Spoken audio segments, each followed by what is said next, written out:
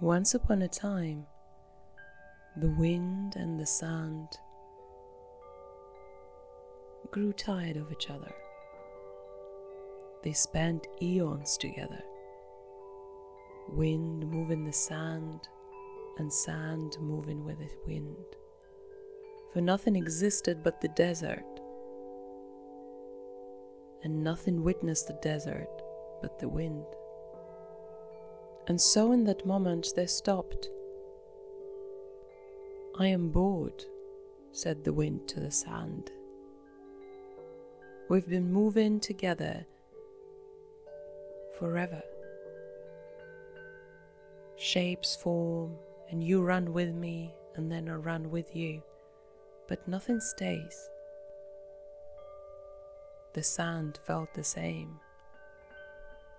Although the two loved each other very dearly, it came to the point where they wished for the new to arise, something that has never happened before to them.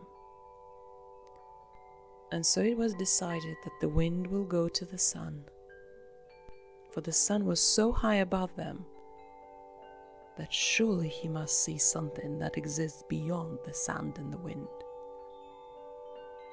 And so the wind gathered all its forces and jumped close to the sun.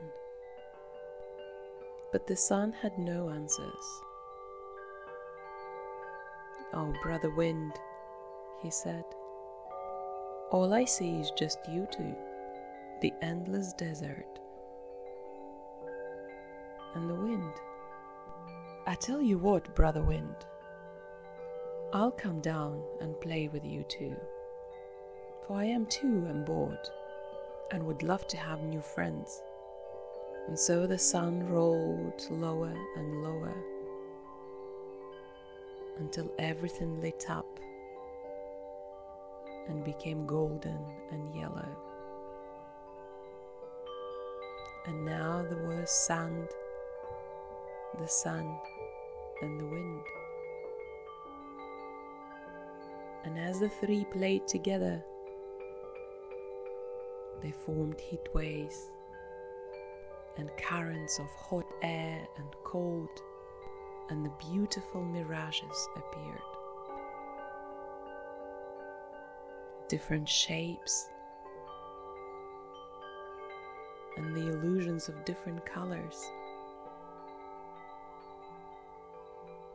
And the three loved it so much that they wished for this to be true. "I know," the sun said. "We must go deep within the earth and ask for the waters to come forward." And so it was decided that the sand will travel down, and sand grain by sand grain, soon the sand reached the waters. "Oh, dearest," he said, "we would love you to come up and play with us too. For myself, the wind and the sun have been playing around, and we've seen the most magnificent of colors and shapes, but I'm afraid all it has been is just what is possible, and none of that came to be yet. For we move so fast that nothing is solid on the ground. Might you wish to come forth?" And the water said yes. And sand grain by sand grain, she came up to the surface with her endless body and spirit. And sand got deeper in color, and the sun glimmered on the surface of the water, and the wind moved around through it, splashing it further and further. And soon by the edges of the water, the wind brought through more sand that turned into solid rock and eventually mountains. And there, with the water and the sun,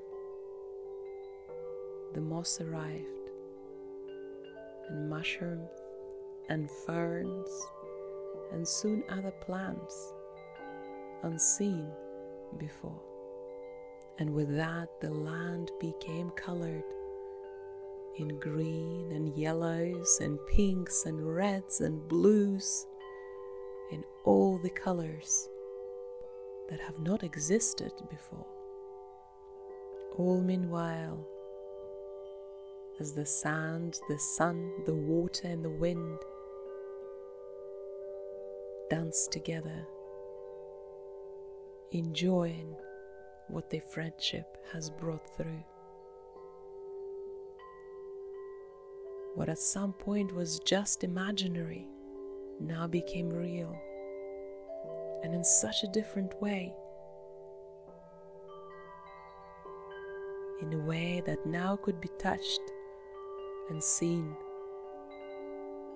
In a way that now was not just an illusion, but something of its own right. Something that now too was imagining and creating life around it.